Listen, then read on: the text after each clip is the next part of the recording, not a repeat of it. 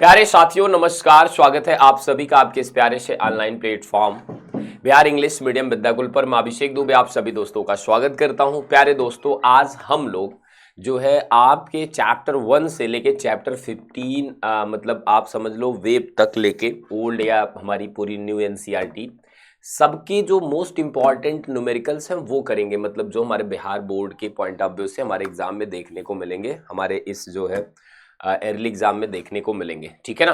तो साथियों, आप अगर इन न्यूमेरिकल्स को मेरे साथ करते हो, एक्चुअली ये बहुत फ्रीक्वेंट न्यूमेरिकल है, मतलब बार बार ये पूछे जाते हैं, इनकी फ्रीक्वेंसी भी है।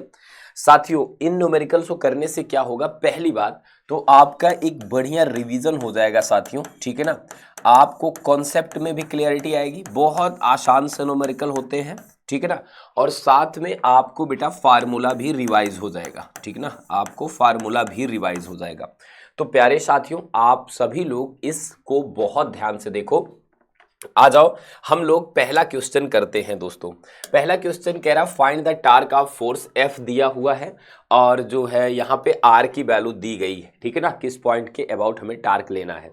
तो साथियों देखो, आपको अगर बेसिक अंडरस्टैंडिंग है तो आपने पढ़ा होगा टार्क का फार्मूला क्या होता है, R vector cross F vector. अब इसमें कोई भी रॉकेट साइंस नहीं, आपको क्या करना होता है, जैसे मैट्रिक्स आप सॉल्व करते हो, मतलब डिटर्मिनेंट करते हो, आप आई जे के ऊपर लिख देते हो आप ऐसे। ठीक है साथियों।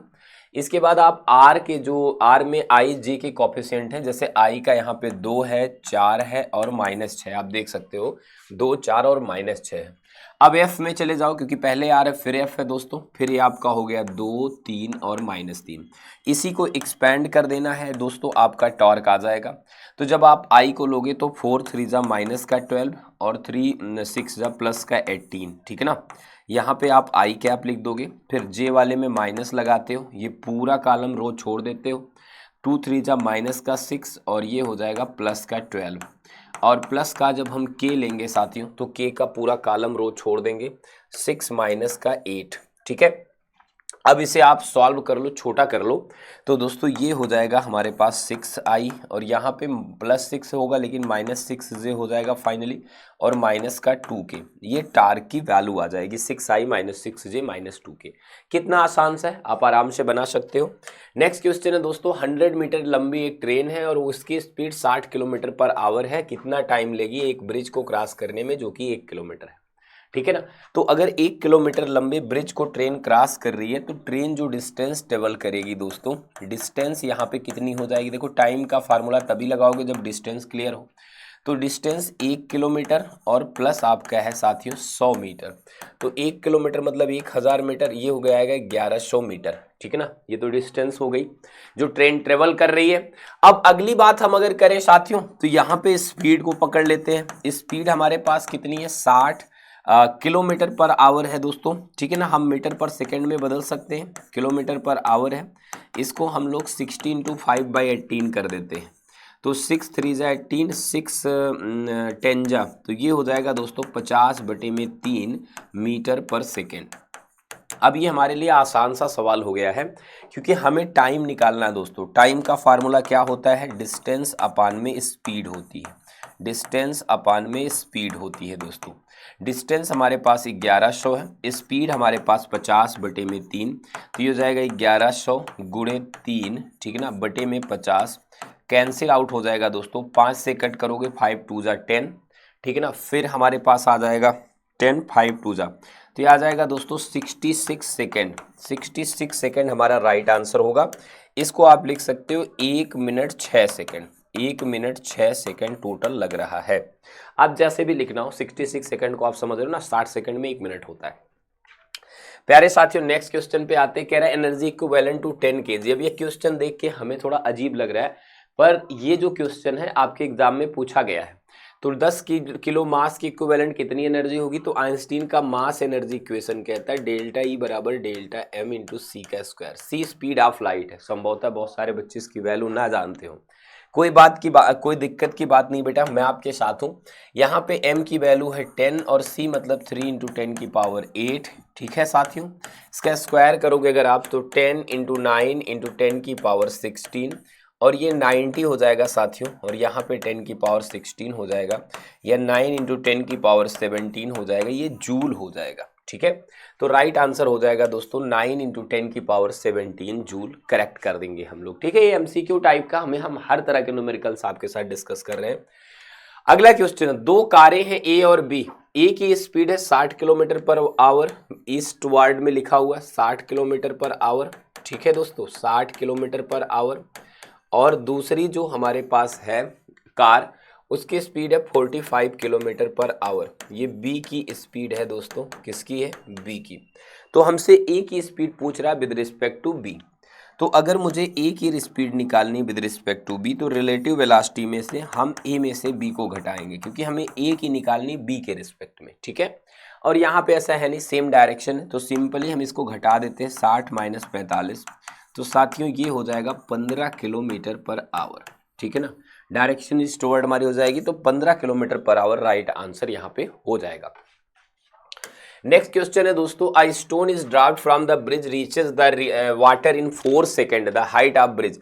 तो दोस्तों अगर ये हमारी रिवर है और यहाँ पे हमारा कहीं जो है ब्रिज है, ब्रिज से अगर हम पत्थर गिरा रहे हैं दोस्तों, तो ये स्टोन पहुँच रहा है t बराबर 4 सेकेंड में। तो हमें यहाँ पे क्या कांड करके देना कि भैया कितनी हाइट है इस ब्रिज की रिवर से।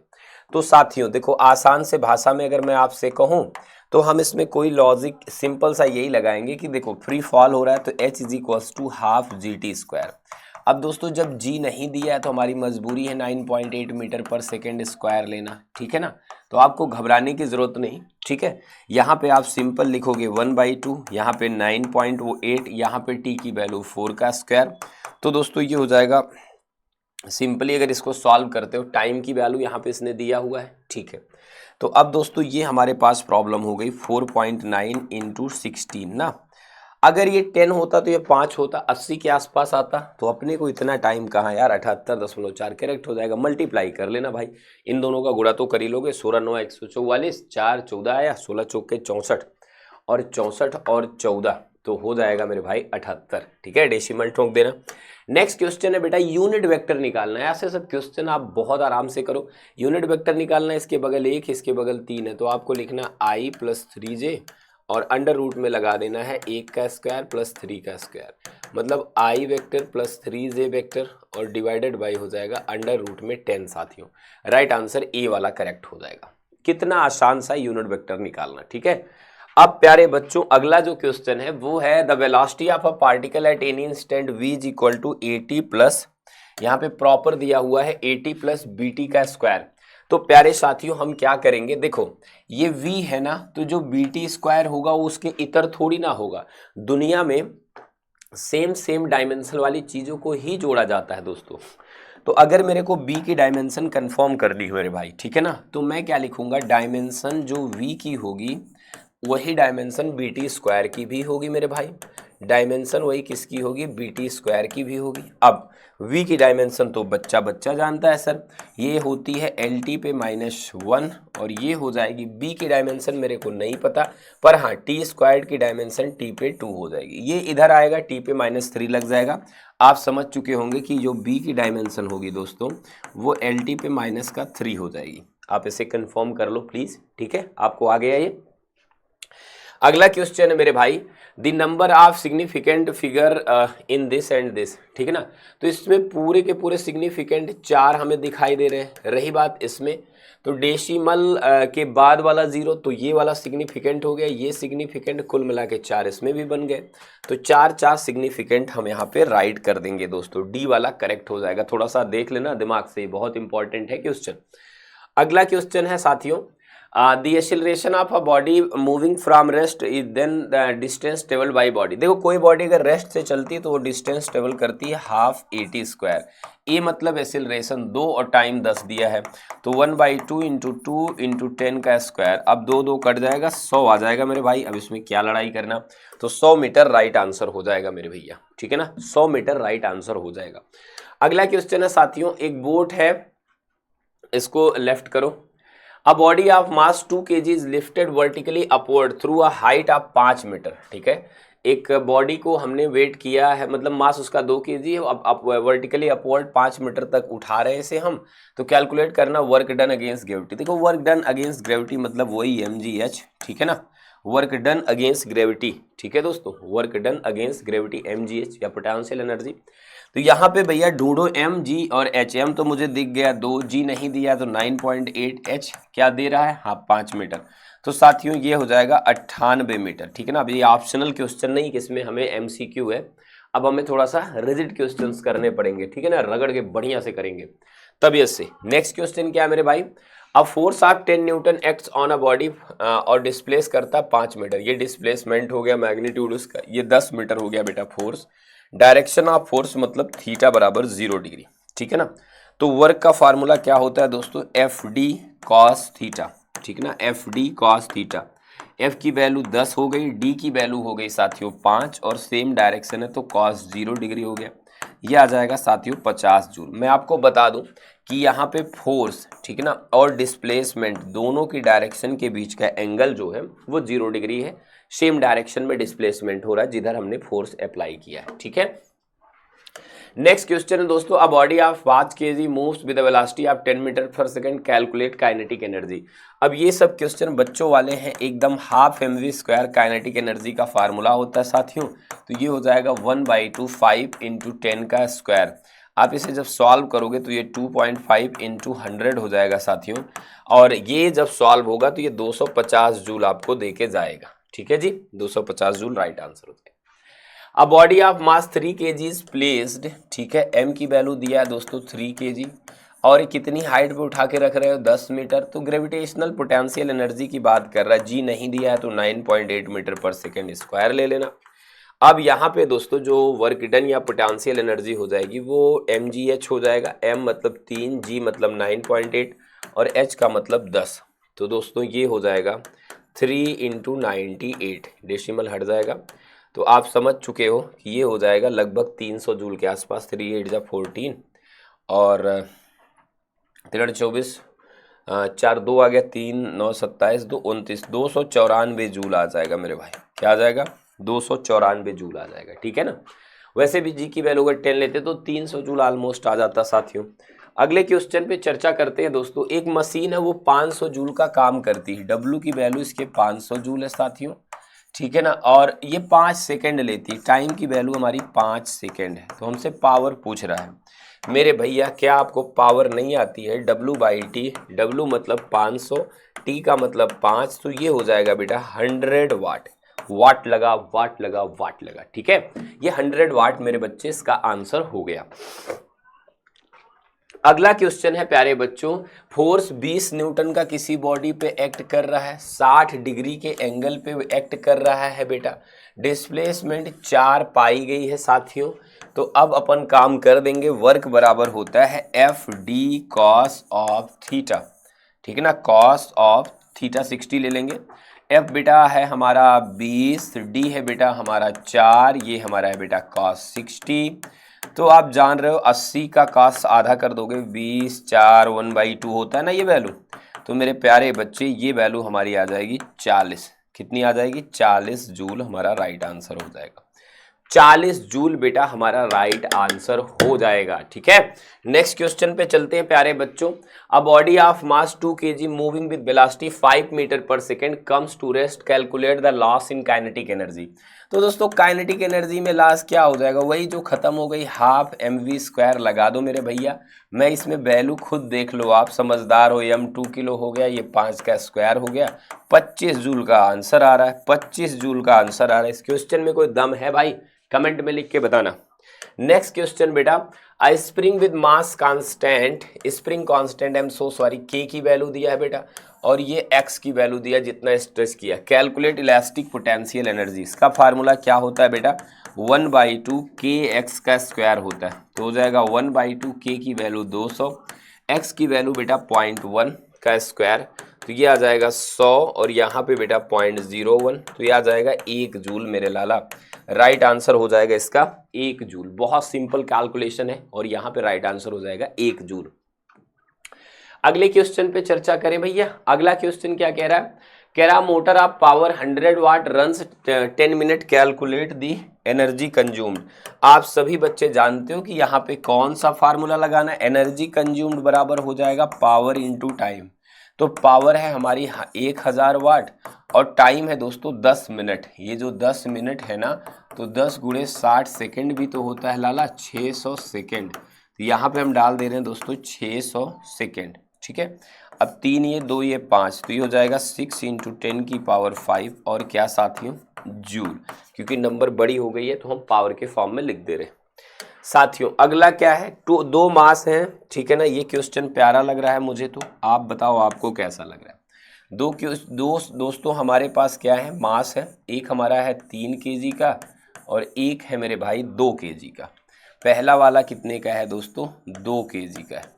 इनके बीच की डिस्टेंस कितनी है साथियों, 4 मीटर की डिस्टेंस है, ठीक है ना। तो हमसे क्या पूछ रहा है, आप सभी लोग बहुत ईमानदारी से देखना। हमसे पूछ रहा है इसका सेंटर ऑफ मास कहाँ है। ऐसे केसेस में मैं बहुत साफ बता दूं आपको सेंटर ऑफ मास निकालना, कि हम XCM प्रेफर करते निकालना। और देखो बात बहुत सिंपल है, पहले मास से डिस्टेंस पूछ रहा है दोस्तों, तो पहले मास को हम ओरिजिन पे मान लेते हैं। तो हमें कुछ नहीं करना रहता, m1 x1 plus m2 x2, ठीक है मेरे भाई, बटे में m1 प्लस m2। अब देख के लग रहा है ये कठिन है, आप इसे अगर ओरिजिन पे मान रहे हो तो इसका x1 0 हो जाएगा, m1 तो आपका दिख ही रहा है, ये आपका m2 भी दिख रहा है, x2 की वैल्यू 4 हो जाएगी क्योंकि इतनी डिस्टेंस 4 है अगर यहाँ पे ओरिजिन शिफ्ट कर रहे हो। तो साथियों अगर हम सॉल्व करें तो ये तो हमें छोड़ के आगे बढ़ना पड़ेगा, क्योंकि m1 x1 की वैल्यू 0 थी, ये 0 आ जाएगा। m2 है दोस्तों 3, x2 है 4, नीचे हो जाएगा 2 प्लस 3, ये हो जाएगा दोस्तों 8 बटे में 5, तो ये आ जाएगा 1.6। आप समझ पा रहे हो, सॉरी 12 बटे में 5 आ जाएगा ना मेरे भाई, 12 बटे में 5 आ जाएगा। तो 12 बटे में 5 की वैल्यू कितनी होती भाई, 5 दूनी 10 होती है और ये 2.4, ठीक है दोस्तों। तो 2.4 मीटर आ जाएगा। बहुत आसान है साथियों, इस क्वेश्चन को आप वैसे भी कर सकते थे, बहुत आसान क्वेश्चन है। 2.4 मीटर आ गया कहाँ से, m1 से, ठीक है ना। इजिली आप इसे सॉल्व कर ले रहे हो। अगला क्वेश्चन, अब force of 10 newton act at distance 2 metre, ठीक है जी। आप पिवेट ऑफ लीवर, देखो साथियों यहाँ पे ना एक पिवेट है, यहाँ पे एक फोर्स लग रहा है कितना, 10 न्यूटन का, और ये डिस्टेंस जो आपकी मेरे भाई 2 मीटर है और ये इसके अबाउट लीवर घूम जा रहा है। तो यहाँ पे टार्क की गणना करनी, टार्क बराबर होता है फोर्स गुना परपेंडिकुलर डिस्टेंस, और फोर्स कितने का है, 10 का, परपेंडिकुलर डिस्टेंस 2 की, तो ये 20 न्यूटन मीटर टार्क आ जाएगा। क्लियर है दोस्तों, 20 न्यूटन मीटर टार्क आ जाएगा, ठीक है भाई मेरे, आप इतना समझ पाए होंगे।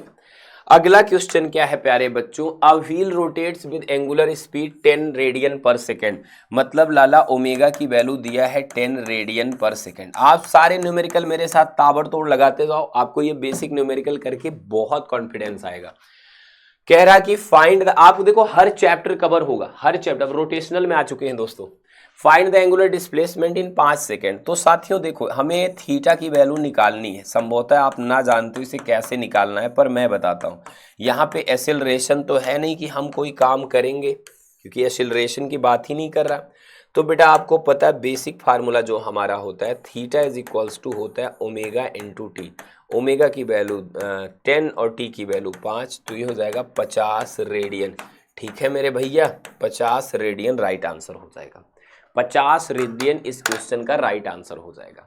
अब देखो आप जब क्वेश्चन को फ्लो में करते हो तो इजी क्वेश्चंस अगर आप कर रहे हो तो आपका कॉन्फिडेंस बढ़ेगा, साथ में आपके फार्मूले वगैरह भी रिवाइज होंगे दोस्तों। आप आई होप समझ रहे होगे मेरी हर एक चीज को यहाँ पे। तो प्यारे साथियों हम नेक्स्ट क्वेश्चन पे चल रहे हैं। Calculate the movement of inertia of ring of mass 2 kg। देखो दोस्तों ये 2 kg m दिया हुआ, और यहाँ पे देखो रिंग के बारे में संभवतः आप ना जानते हो, मैं सिखाता हूँ आपको। जो रिंग होता है दोस्तों, ये उसका रेडियस कहलाता है और इसका कुछ मास होगा, तो इसका मूवमेंट ऑफ इनर्शिया होता है I बराबर mr²। ठीक है, क्या होता है साथियों, mr² होता है। तो ये बहुत आसान है साथियों, m की वैल्यू ढूंढना है जो कि हमारा दिया हुआ पहले से 2 kilo.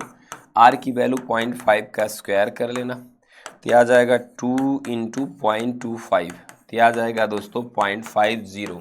Important moment of inertia की यूनिट होती है किलोग्राम मीटर का स्क्वायर। इंपॉर्टेंट है साथियों, क्योंकि ये छोटे छोटे न्यूमेरिकल में आप जो गलती करोगे, ज़्यादातर बच्चे यूनिट की गलती करते हैं, क्योंकि जो क्वेश्चन आता है उन्हें आ रहा होता वो करते हैं, तो यूनिट का ध्यान नहीं देते और नंबर कट जाते हैं।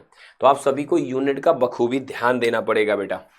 एक टार्क लग रहा है बेटा एक बॉडी पे, जिसकी वैल्यू मैं लिख दे रहा हूं, कितना है 5 न्यूटन मीटर है मेरे भैया, और उसका मोमेंट ऑफ इनर्शिया दिया हुआ है बेटा 2 किलोग्राम मीटर स्क्वायर।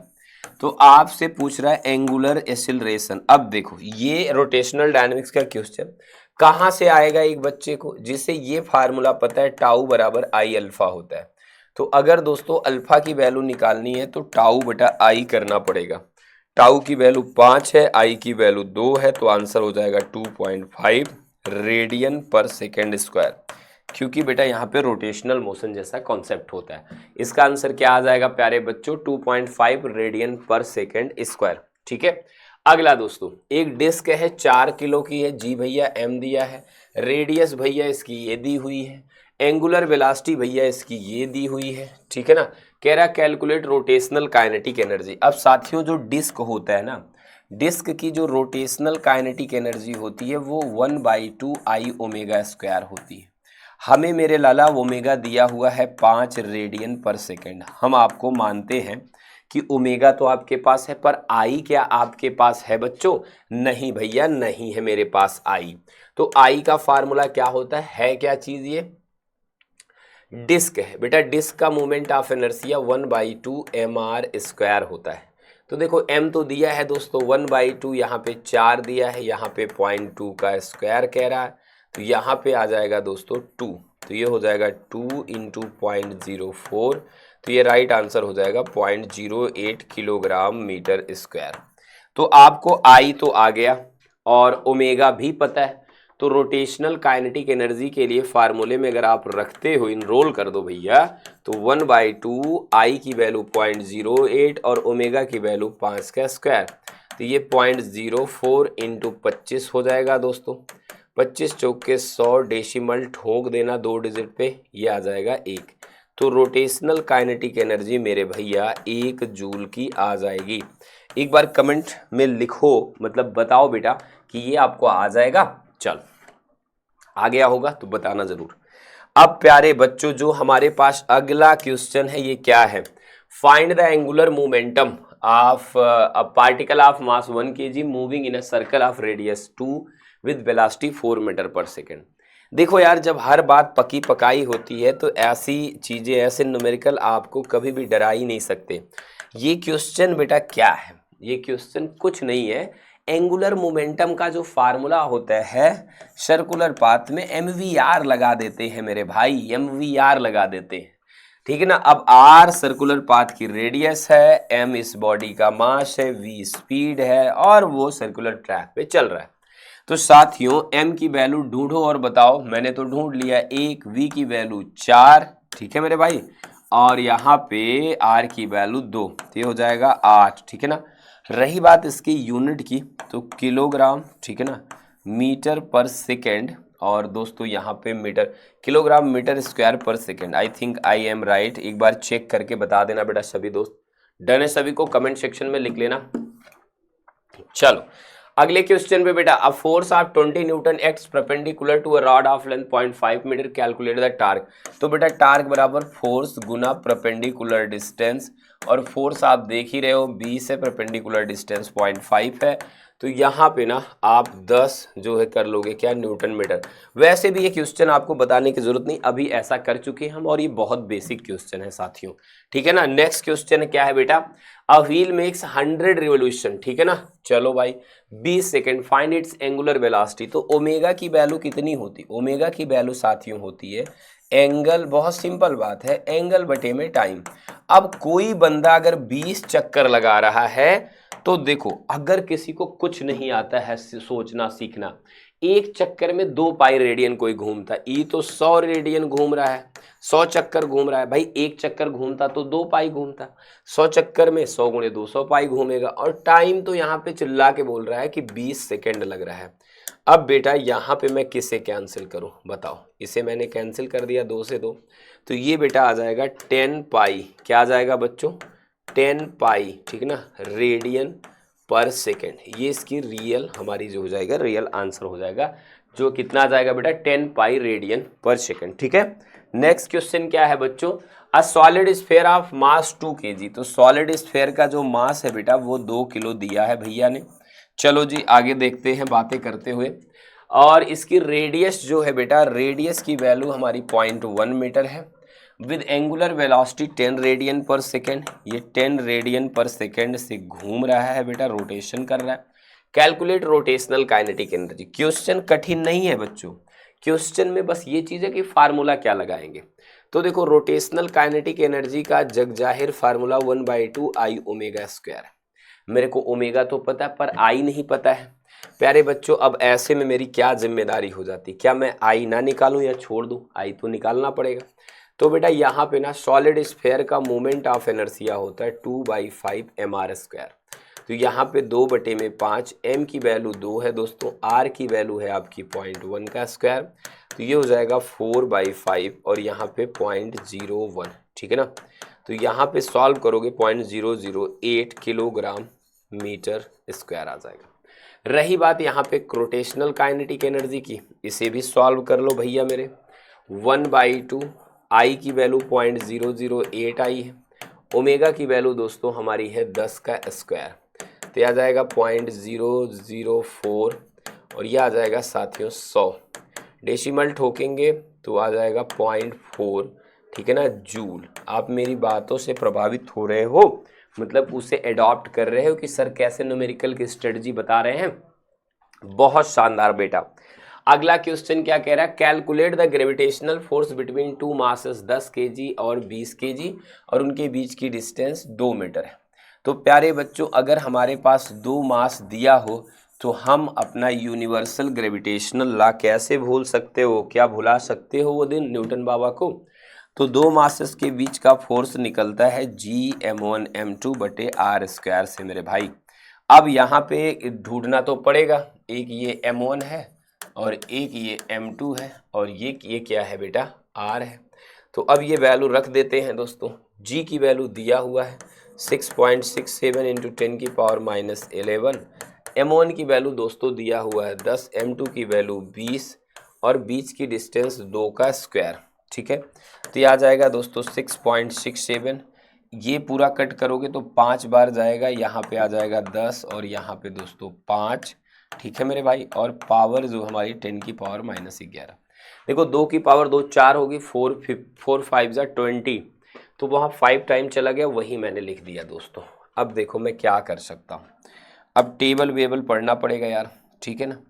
और वैसे भी इससे एक पावर कम हो जाएगी तो 10 की पावर -10 और ये इससे एक पावर इसकी कम हो जाएगी दोस्तों, तो 10 की पावर -10 और 5 7 35, 5 3 5 36 और 3 33, 3 फिर 3 आया 33, डेसिमल बेटा इतने पे लगाओगे यही आंसर हो जाएगा, ठीक है ना। इतना न्यूटन हमारा क्या हो जाएगा, आंसर हो जाएगा। आई होप समझ रहे हो।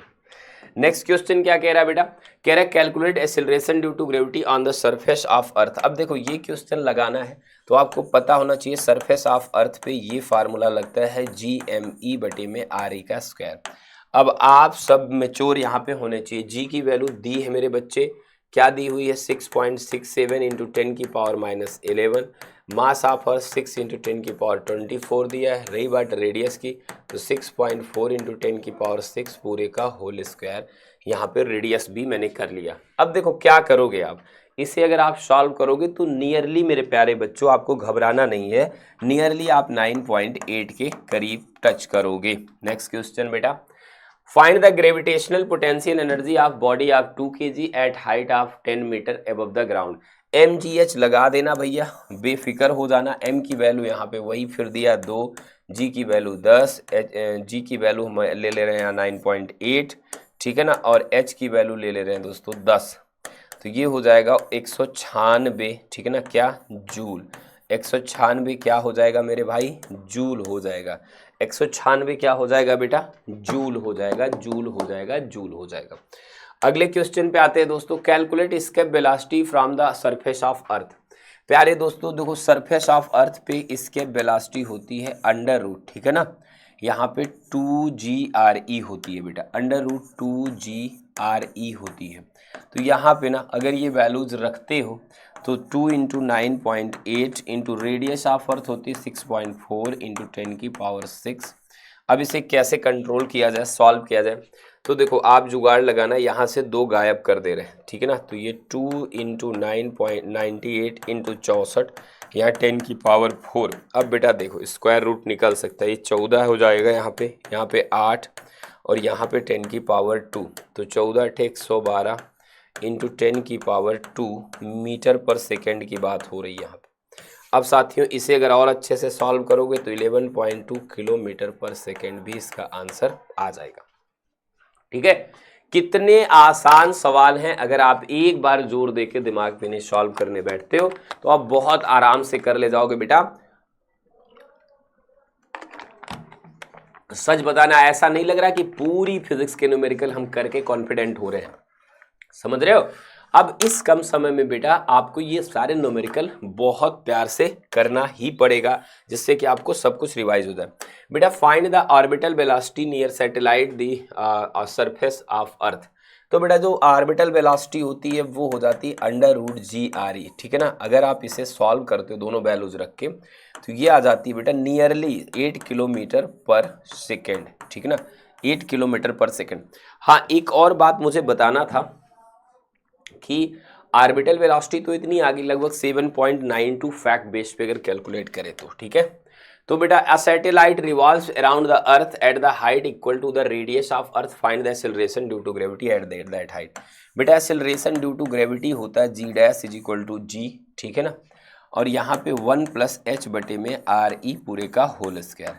कह रहा है कि एक सैटेलाइट है वो बेटा earth at height equal to radius, जिस हाइट पे वो बेटा घूम रहा है वो रेडियस के अर्थ के बराबर है, ठीक है ना। तो दोस्तों नया जो एक्सेलरेशन वहाँ पे एक्सेलरेशन ड्यू टू ग्रेविटी क्या हो जाएगा, ये हो जाएगा 1 + RE डिवाइडेड बाई RE पूरे का होल स्क्वायर दोस्तों, ठीक है जी, पूरे का होल स्क्वायर। और ये चीज़ का भी स्क्वायर होता है, ये थोड़ा सा ध्यान देना पड़ेगा। तो इसे आप सॉल्व करोगे दोस्तों तो ये G/4 आ जाएगा, मतलब 1/4 एक्सेलरेशन ड्यू टू ग्रेविटी रह जाएगा। कहाँ पे 1/4 एक्सेलरेशन ड्यू टू ग्रेविटी रह जाएगा, ये रह जाएगा दोस्तों वहाँ पे जहाँ पे जहाँ पे बेटा हमारा कौन उड़ रहा है, सैटेलाइट उड़ रहा है, ठीक है जी। अगला question, find the weight of a person 60 kg, एक आदमी 60 किलो का है दोस्तों, ऑन द मून, मून पे उसका हमें क्या बताना है भैया, वेट बताना है, और मून पे acceleration due to gravity, acceleration due to gravity वहाँ का अपना अलग है। तो साथियों देखो यहाँ पे वेट का फार्मूला तो mg होता है ना मेरे बच्चे, ये W फॉर वर्क नहीं है, वेट है। तो m 60 किलो है, g की वैल्यू 1.6 है, तो ये हो गया 6 × 16, तो ये हो जाएगा 96, ये न्यूटन हो जाएगा ना कि केजी होगा, बिकॉज ये मास नहीं बेटा वेट है, एंड वेट एक फोर्स होता है, ठीक है। अगले क्वेश्चन पे आ रहे हैं बेटा। अगला क्वेश्चन है calculate the gravitational force between earth and moon. Earth और मून के बीच हमें ग्रेविटेशनल फोर्स कैलकुलेट करना है। ये क्वेश्चन मैं आपके ऊपर छोड़ना चाहता हूं, लेकिन मैं आपको हिंट दे दे रहा हूं। हमारे पास बेटा अर्थ भी है और हमारे पास बेटा मून भी है, हमारे पास अर्थ भी है, अर्थ भी है और मून भी है। हर एक बात मैं पहले बता देता हूं कि क्या क्या चीज़ें यहाँ पे रिक्वायर्ड है, इनके बीच की डिस्टेंस क्या सर गिवन है, क्या इनके मासेस वगैरह गिवन है सर। तो बेटा मास ऑफ अर्थ देखो भैया बहुत सिंपली कह रहे हैं कि देख लो मास ऑफ अर्थ 6 × 10⁻24 kg है। चलो बहुत अच्छी बात, मून का मास कम होगा ऑब्वियसली, तो यहाँ पे दोस्तों मून का मास जो है हमारे पास ये m2 हो गया और ये m1 हो गया। मून का मास क्या है दोस्तों, ये है 7.4 × 10⁻22 kg, ठीक है जी, अच्छी बात है। डिस्टेंस इनके बीच की जो r दिया हुआ है बेटा वो 3.8 × 10⁸ मीटर दिया है। अब इसे हम कैसे सॉल्व करेंगे, फोर्स का फार्मूला होता है Gm1 m2 बटे में r का स्क्वायर। अब क्या करें हम यहाँ पे, अब अगर हम इसे सॉल्व करने बैठते हैं बेटा तो जी की वैल्यू यहाँ पे दिया तो है, ठीक है ना। अच्छा, जी की वैल्यू अगर ना भी दे तब भी हम लगा सकते हैं क्या, यस। जी की वैल्यू हम अगर रखें बेटा तो देखो मैं रख दे रहा हूँ, ये हो जाएगा 6.67 इंटू 10 की पावर -11। मास ऑफ अर्थ कितना है बेटा, ये है 6 इंटू 10 की पावर 24, और M2 कितना 7.4 इंटू 10 की पावर 22, और नीचे बेटा आर का स्क्वायर मतलब 3.8 इंटू 10 की पावर 8 पूरे का होल स्क्वायर। अब आप कमेंट सेक्शन में लिख के बताना कि भैया ये आंसर आया है। आप कमेंट सेक्शन में सारे बच्चों से रिक्वेस्ट है कि आप ये लिख के बताना कि भैया इसका आंसर ये है, ठीक है बेटा। आ जाओ अगले क्वेश्चन पे चलते हैं बेटा, ठीक है ना। अब देखो यहां पे ना दोस्तों हमें क्या करना है, find the time period of satellite moving in a circular orbit of radius 7000 kilometre around the अर्थ, ठीक है। अब यार ये क्वेश्चन कुछ भी कठिन नहीं है। अराउंड द अर्थ कह रहा है कि आपका निकालना है, तो टाइम पीरियड का फार्मूला क्या होता है, टी बराबर होता है 2πr, ठीक है ना, बटे में v होता है। ऑर्बिटल वेलोसिटी उसकी देखो जग जाहिर है 8 किलोमीटर पर सेकेंड की होती है। अब ऐसे में मैं क्या करूं बताओ, हम अगर इसे सॉल्व करने बैठे तो यहाँ पे हम लिखेंगे 2πr की वैल्यू 7000 है दोस्तों, और यहाँ पे ना जो ऑर्बिटल स्पीड है इसकी, ऑर्बिटल स्पीड होगी बेटा वो लगभग 8 इंटू 10 की पावर 3 मीटर पर सेकेंड होती है, ठीक है ना, इतना मीटर पर सेकेंड होती है। तो यहाँ पे लिख देता हूँ मैं 8000 रफली, ठीक है ना, इसे सॉल्व करके। तो 3 जीरो तो मैं उड़ाने का हक रखता हूँ, 2 से कट करता हूँ तो 4 आता है दोस्तों, तो ये हो जाएगा 7π/4। आप इसे सॉल्व कर लेना बेटा, ये क्या हो जाएगा, ये हमारे पास हो जाएगा सेकेंड, ठीक है ना, ये इसका टाइम हो जाएगा बच्चों, क्या हो जाएगा, टाइम हो जाएगा, ठीक है। आसान सा है सवाल। अब बच्चों देखो आप घबराना नहीं, ग्रेविटेशन से हमारे पास एग्जाम में क्वेश्चन आते हैं। अब हमारा जो अगला कॉन्सेप्ट है दोस्तों वो आ गए हम लोग मैकेनिकल प्रॉपर्टीज ऑफ मटेरियल, मतलब मैटर की जो मैकेनिकल प्रॉपर्टीज है, फिर थर्मल हम पढ़ेंगे दोस्तों, फिर इसके बाद हम फ्लूइड मैकेनिक्स पढ़ेंगे, और जितनी भी बातें हैं सब करेंगे साथियों। तो यहाँ पे वायर ऑफ लेंथ 2 मीटर, देखो किसी वायर की लेंथ यहाँ पे भैया ने दी है, और वो वायर की लेंथ है भैया 2 मीटर, ठीक है मेरे भाई। कह रहा उस पे फोर्स लग रहा है, एक फोर्स उस पे 100 न्यूटन का लग रहा है बेटा। तो calculate the strain produced in the wire, तो 2 मीटर स्ट्रेच किया गया है 100 न्यूटन का फोर्स लगा के, उसमें डेल्टा एल जितना उसे स्ट्रेच किया गया है वो दिया हुआ है। अब हमें बेटा स्ट्रेन निकालना, फोर्स का तो कोनो काम नहीं था। स्ट्रेन का फार्मूला आपने क्लास में जितने भी बच्चे सबको है कि क्या होता है, चेंज इन लेंथ बेटा होता है, चेंज इन लेंथ ना बेटा, चेंज इन लेंथ, और बटे में साथियों इनिशियल लेंथ, बटे में क्या, इनिशियल लेंथ। अब आपको यहाँ पे भौकाल सेट करना पड़ेगा, सर ये तो मैंने कभी नहीं सुना था, तो पहली बार ही सुना जाता है न्यूमेरिकल। तो दोस्तों स्ट्रेन हो जाएगा 1 mm मतलब 10 की पावर -3, और कितने मीटर की रॉड खोद है 2, तो साथियों ये कितना हो जाएगा आप देख सकते हो, ये हो जाएगा 5 इंटू 10 की पावर -4। इसकी कोई यूनिट नहीं होती है, जो हमारे पास स्ट्रेन होता है इसकी कोई भी यूनिट नहीं होती है साथियों। नेक्स्ट क्वेश्चन पे मेरे लाला आ जाओ, find the stress produced by a force of 200 Newton on the area 0.01, और कुछ भी जो भी कह रहा है। देखो ये दोस्तों एक एरिया है और इस एरिया पे लग रहा है फोर्स, और ये फोर्स कितने का लग रहा है मैं बता देता हूँ। ये फोर्स लग रहा है 200 न्यूटन का साथियों, और जो ये एरिया की वैल्यू है ना वो एरिया की वैल्यू 0.01 मीटर स्क्वायर।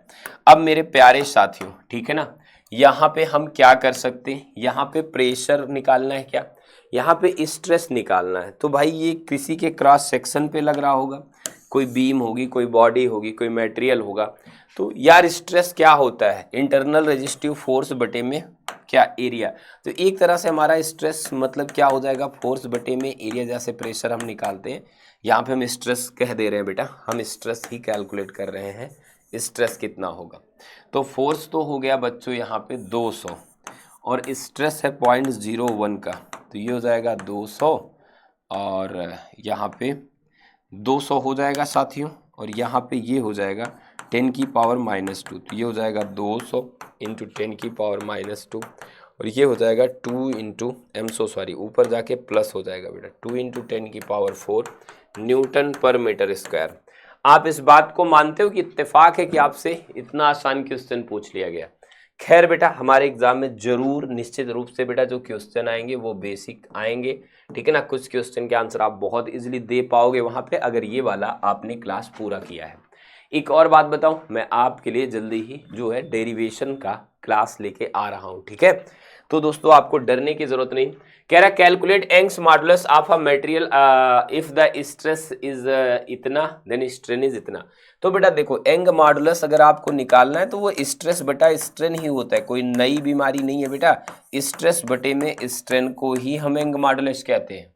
तो बेटा कह रहा कि कैलकुलेट यंग मॉडुलस, अब कैलकुलेट करना है बेटा, स्ट्रेस स्ट्रेन को ऊपर रख देना है 2 × 10⁻7 और स्ट्रेन दिया हुआ बेटा 0.001।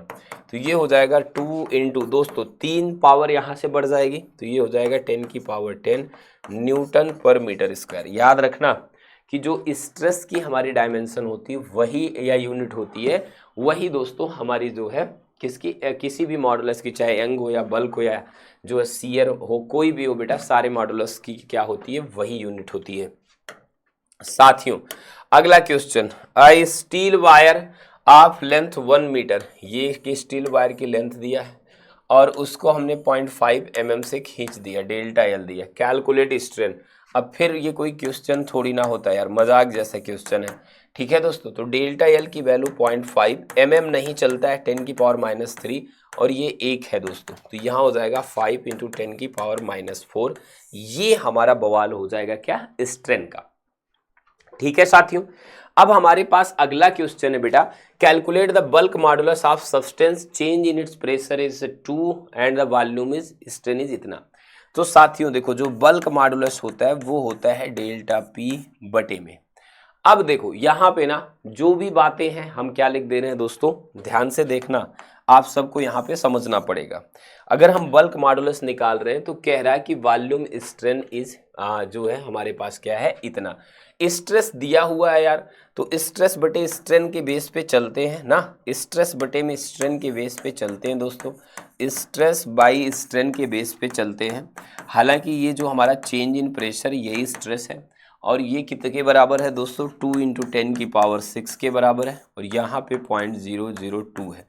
तो देखो साथियों, यहाँ से 2 से 2 कट जाएगा, 3 पावर ऊपर बढ़ जाएगी, 10 की पावर इतना हो जाएगा और ये हो जाएगा न्यूटन पर मीटर स्क्वायर, ठीक है ना, न्यूटन पर मीटर स्क्वायर हो जाएगा, ठीक है। अब आपको कैसा लग रहा है, कुछ कॉन्फिडेंस आ रहा है, आप बना सकते हो एग्जाम में question. Find the change in length of wire if length is 3 metre and strain is 0.01। अब मजेदार क्वेश्चन है, जिन बच्चों का कॉन्सेप्ट नहीं क्लियर होता वो नहीं कर पाते। तो स्ट्रेन का फार्मूला ही होता है दोस्तों change in length upon initial length. Strain तो दिया हुआ है सर, ये तो 0.01 है सर, डेल्टा एल मेरे को खुद नहीं पता सर, एल 3 मीटर है, तो डेल्टा एल की वैल्यू आ जाएगी बेटा 0.03 मीटर।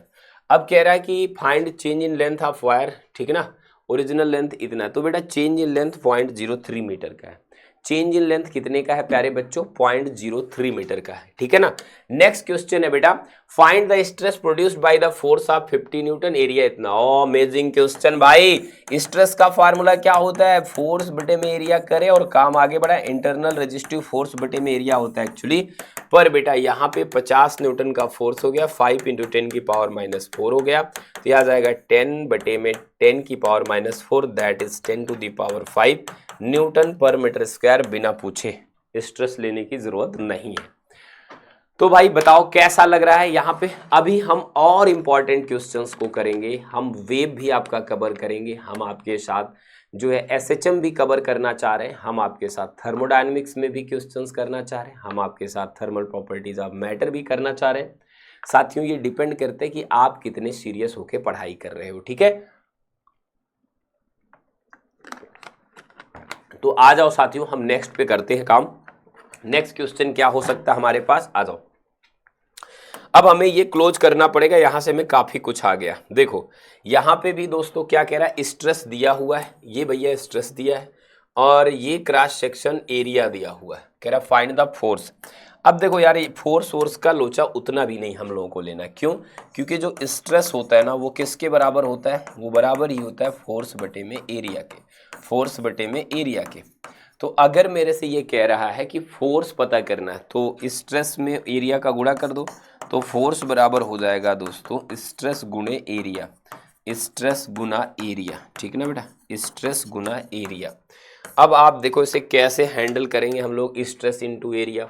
तो बेटा जो फोर्स है वो हो जाएगा, स्ट्रेस हमारा कितना है बेटा, ये है 10⁶ और एरिया है 0.002, तो ये हो जाएगा बेटा 10⁶, यहाँ पे हो जाएगा 2 × 10⁻³ तो ये फाइनली हो जाएगा बेटा 2 × 10⁻³ क्या, न्यूटन। देखो आप जो भी फार्मूला अप्लाई कर रहे हो, अगर आपकी फार्मूले पे पकड़ अच्छी है, समझ अच्छी है, तो दुनिया का कोई भी डेरिवेशन न्यूमेरिकल आपको डरा नहीं सकता है। हाँ, रही बात आपको सही तरीका पता होना चाहिए थोड़ा सा जो है न्यूमेरिक वैल्यू को सॉल्व करने की, ठीक है ना, तो मजा आ जाता है दोस्तों। कह रहा वायर चेंज हो गया, उसकी लेंथ 2 मीटर से इतना मीटर हो गई, तो स्ट्रेन बताना है। तो दोस्तों देखो एल की वैल्यू दिया है 2 मीटर, ठीक है ना, तो यहाँ पे अब एल 2 मीटर दिया तो है, अब यहाँ पे ना अगर मैं कहूँ कि डेल्टा एल क्या हो जाएगा दोस्तों, तो डेल्टा एल बराबर हो जाएगा final length minus initial length ना। वैसे इनिशियल लेंथ तो दिया है खैर, तो मैं क्या चाह रहा ना कि किसी भी बॉडी की इनिशियल लेंथ स्ट्रेन अगर तुम्हें निकालना है, अगर तुम सीरियस हो स्ट्रेन निकालने के लिए और यहीं पे नहीं आ रहा तुरंत कर दो। देखो इनमें कितने का फर्क है, 0.002, इतने का फर्क। इनिशियल लेंथ कितनी, यही हमारी स्ट्रेन हो गई दोस्तों, तो ये आंसर हो जाएगा 0.001। इसकी कोई यूनिट नहीं होती है, याद रखना पड़ेगा भैया कि जो आपकी स्ट्रेन होती है ना बेटा, ये पूछा जाएगा आपसे एमसीक्यू में कि स्ट्रेन की नो यूनिट, कोई यूनिट नहीं होती है बेटा, और नो डायमेंशन, कोई डायमेंशन भी नहीं होती है मेरे प्यारे भाइयों। तो आप सबको याद करना पड़ेगा कि जो हमारा क्या होता है, स्ट्रेन होता है, उसकी ना कोई यूनिट होती है ना ही कोई इसकी डायमेंशन होती है। प्यारे साथियों नेक्स्ट क्वेश्चन है, calculate the young modulus. Stress दिया हुआ है बेटा, स्ट्रेन दिया हुआ, यंग मॉडुलस निकाल लेना। यंग मॉडुलस का फार्मूला स्ट्रेस बटे में स्ट्रेन। अगेन मैं बार बार बता के नहीं चाह रहा कि आपको फ्रस्ट्रेट कर दूं। चलो जी अगले पे कह रहा है calculate the pressure exerted by force 100 Newton area. तो बेटा प्रेशर का फार्मूला क्या होता है, फोर्स बटे में एरिया। इतना इजी क्वेश्चन, फोर्स बटे में एरिया, ठीक है बेटा, ये कर ले जाओगे आप, यस सर। नेक्स्ट क्वेश्चन बेटा क्या कह रहा है, नेक्स्ट क्वेश्चन कह रहा है find the hydrostatic pressure at the depth of 10 metre in water, density of water 1000 kilogram per metre cube, G की वैल्यू इतना दी है। देखो अगर आप हमारे स्टूडेंट हो और आप इस क्वेश्चन को लेकर डर रहे हो, अब हम बेटा फ्लूइड मैकेनिक्स में एंट्री कर चुके हैं और उसमें प्रेशर का फार्मूला शायद आपको ना याद हो, रो GH पढ़ा होगा या DGH पढ़ा होगा।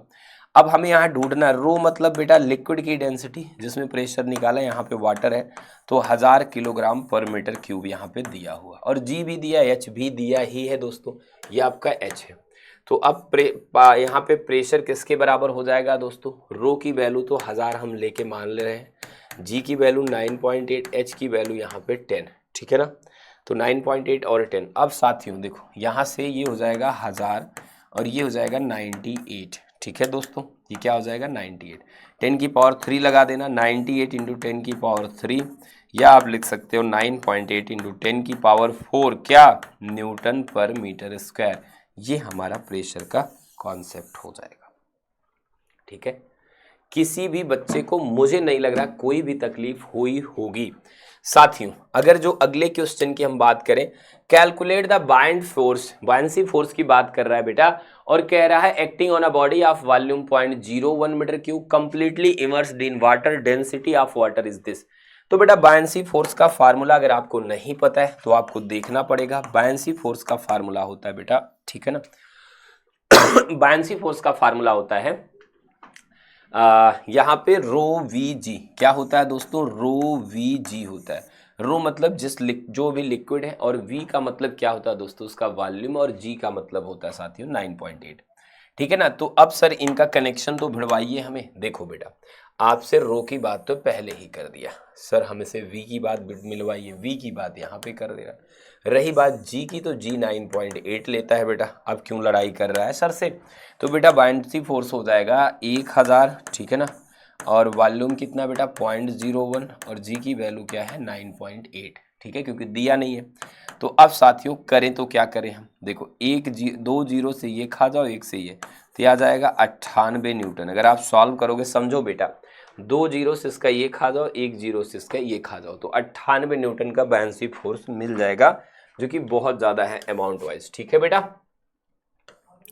अगला, find the density of substance mass and volume is given. अब बेटा अगर मास और वॉल्यूम गिवन है तो डेंसिटी निकालना कौन सी बड़ी बात है, मास बटे वॉल्यूम होती है।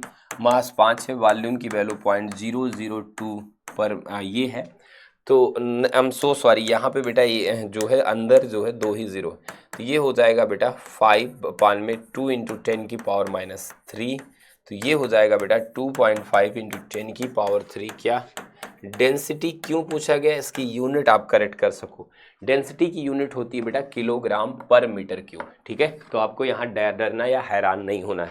अगला क्वेश्चन है प्यारे बच्चों, अ water flows through a pipe of cross section इतना, ठीक ना, calculate discharge of water.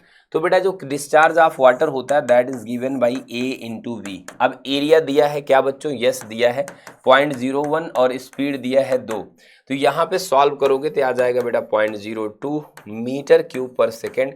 Note कर लेना, 90% बच्चों से अगर आप पूछोगे कि डिस्चार्ज का क्या होता है यूनिट, तो उनको यूनिटें नहीं पता है। जब उन्हें यूनिट नहीं पता होगी तो वो कहाँ से आंसर जो है वो फुल मार्क्स पाएंगे बेटा, तो यूनिट भी पता होना। एक चीज तो आपके साथ हो रहा होगा, आपको डिस्चार्ज निकालना तो फार्मूला पता पड़ा, ऐसे जो चीजें आपको सॉल्व कर रहे हो तो आपको चीजें पता पड़ रही बेटा, ये महत्वपूर्ण। Calculate pressure at depth of 5 metre in water, तो बेटा फिर मैं कह रहा हूँ P इज इक्वल्स टू कौन सा लगा देगा तू बच्चे मेरे, रो जी एच लगा देना। मैं फिर कह रहा हूँ रो की वैल्यू 1000 दिया हुआ है, जी की वैल्यू 9.8, एच का मतलब बेटा 5 मीटर, बस ज्यादा करना नहीं है। तो ये 98 हो जाएगा, 98 100 हो जाएगी इंटू 5 बेटा, तो काफ़ी नहीं हो गया ये, 5 0 0 5 0 0 5 8 40 0 4 5 9 45 4 49, ठीक है ना। तो ये अगर सॉल्व करोगे बेटा तो 4.9 इंटू 10 की पावर 4 क्या न्यूटन पर मीटर स्क्वायर आ जाएगा, ठीक है ना बेटा, न्यूटन पर मीटर स्क्वायर या पास्कल जैसे भी लिखते हो। साथियों अगला क्वेश्चन है, calculate the heat required to raise the temperature of 2 kg water by 10 degree specific heat capacity of water. दोस्तों देखो जो हीट का फार्मूला होता है स्पेसिफिक, वो होता है MS डेल्टा टी।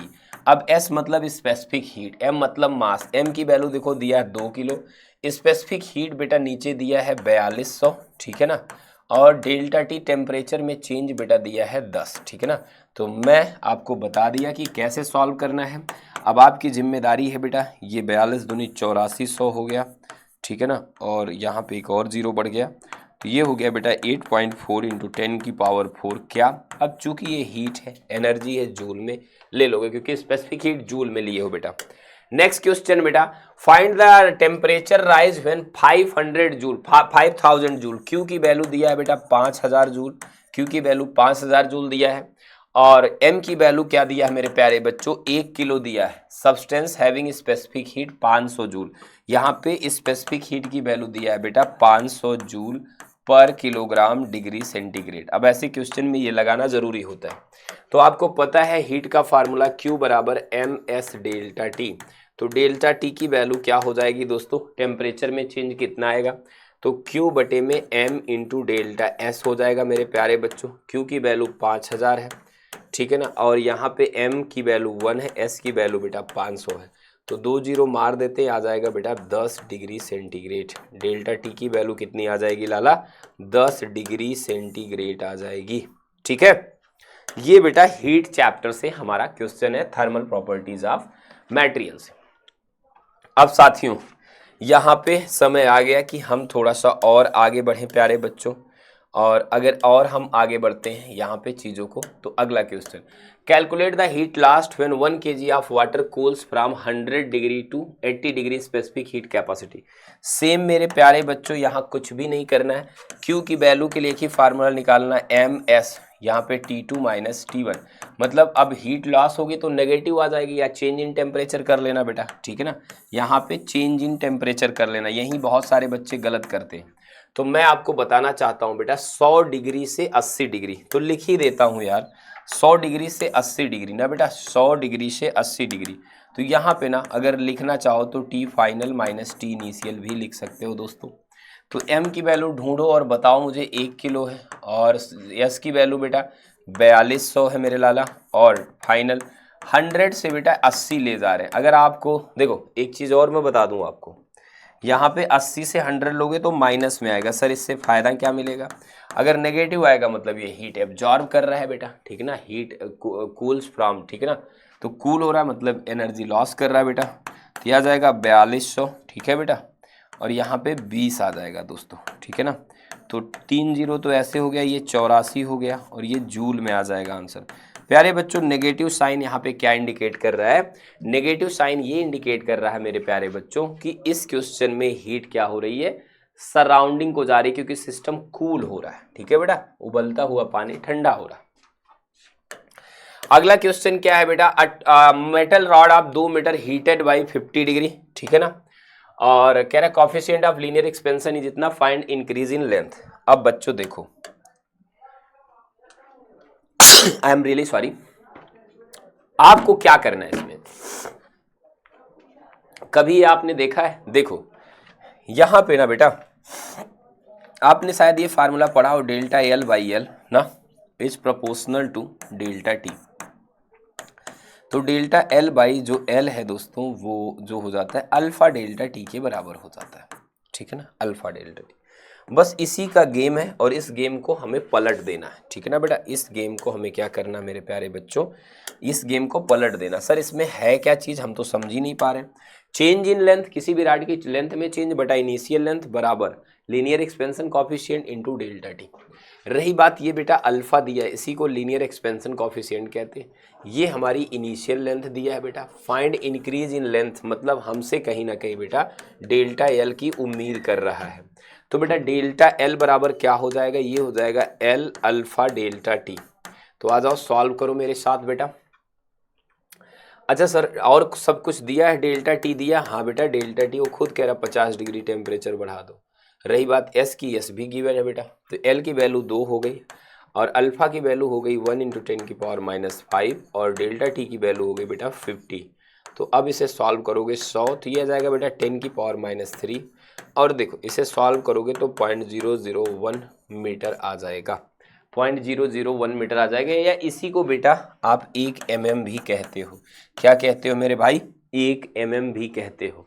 क्या कहते हो मेरे भाई, 1 mm भी कहते हो इसी को। साथियों नेक्स्ट क्वेश्चन क्या है आपका, calculate the change in volume of a cube, volume 1 metre cube when heated. देखो बेटा इसमें भी वही फार्मूला लगेगा, चेंज इन वॉल्यूम बटे में इनिशियल वॉल्यूम बराबर गामा, और यहाँ पे डेल्टा टी हो जाता है बेटा। पढ़ पढ़ के हम लोग इस चीज को थक ही चुके हैं ना। अब यहाँ पे क्या किया जाए भाई, ये भी यहाँ पे हमें अगर चीज़ें बनानी है तो कैसे करें। तो दोस्तों देखो यहाँ पे ना जो भी बात है बहुत साफ है, तो थ्रू 100 डिग्री देखो डेल्टा टी दिया हुआ, डेल्टा वी कह रहा है कि calculate change in volume, delta we बराबर क्या हो जाएगा, वी गामा डेल्टा टी। अब हमें सारी वैल्यू ढूंढ ढूंढ के रखनी है बेटा। वी मतलब जो उसका रियल वॉल्यूम है बेटा तो वो 1 है, और गामा की वैल्यू 3 × 10⁻⁵ है मेरे बच्चों, और डेल्टा टी आप जान ही रहे हो 100 डिग्री से इसको हमने गर्म किया। तो अब अगर इसे हम सॉल्व करें बेटा तो 3 × 10⁻⁻² और ये क्या हो जाएगा मीटर क्यूब, ये डेल्टा वी की वैल्यू चेंज होके आ जाएगी। ठीक है साथियों, इतनी बात आई थिंक आप सभी बहुत अच्छे से समझ रहे होंगे। साथियों अगर मैं आगे बात करूं, how much heat is required to melt 1 kg of ice at 0 degree. 1 kg ice को अगर हम बदले तो बेटा कितनी हीट की जरूरत होगी। 1 kg आइस को अगर हम मेल्ट करें तो बेटा यहाँ पे ना हम कौन सा फार्मूला लगाते हैं, यहाँ पे हम फार्मूला लगाते हैं बेटा लेटेंट हीट ऑफ फ्यूजन। तो यहाँ पे MLF का फार्मूला लगाते हैं, M दिया है 1 kg, ठीक है ना, और 0 डिग्री से कोई मतलब नहीं, लेटेंट हीट ऑफ फ्यूजन बेटा 3.36 × 10⁵ है। तो ये प्यारे बच्चों राइट आंसर हो जाएगा 3.36, ठीक है मेरे भाई, 3.36 × 10⁵ क्या जूल। ठीक है, नेक्स्ट क्वेश्चन है दोस्तों हमारे पास, calculate heat required to convert 2 kg of water at 100 degree into steam. तो बेटा आप देखो यहाँ पे लेटेंट हीट ऑफ क्या है बेटा, वेपराइजेशन है, और वो दिया हुआ है 2 किलो स्टीम है, 2.26 इंटू 10⁻⁶ जो है इसमें जो है LV की वैल्यू दिया हुआ है। ठीक है बेटा, ये LV की वैल्यू दिया है और ये M की वैल्यू दिया है। तो बेटा ये हो जाएगा 2 छक 12, 2 दूनी 4, 1 5, 2 दूनी 4 डेसिमल यहाँ पे है ना जी, है ना जी, और 10⁻⁶ क्या बेटा, जूल में राइट आंसर हो जाएगा। साथियों मैं उम्मीद करता हूं कि आपको ये सारे क्वेश्चन बहुत अच्छे से समझ में आए होंगे और ये आपका कॉन्फिडेंस बढ़ाए भी होंगे। तो हमने चैप्टर 1 से लेकर थर्मोडायनेमिक्स तक सारे इंपॉर्टेंट क्वेश्चंस कवर किए। मैं उम्मीद करूंगा बेटा कि आप सभी ने बहुत अच्छे से देखो और बहुत अच्छे से अपना एग्जाम देना। मैं जल्दी ही आपसे कनेक्ट करता हूं, तब तक के लिए take care, bye bye, love you all.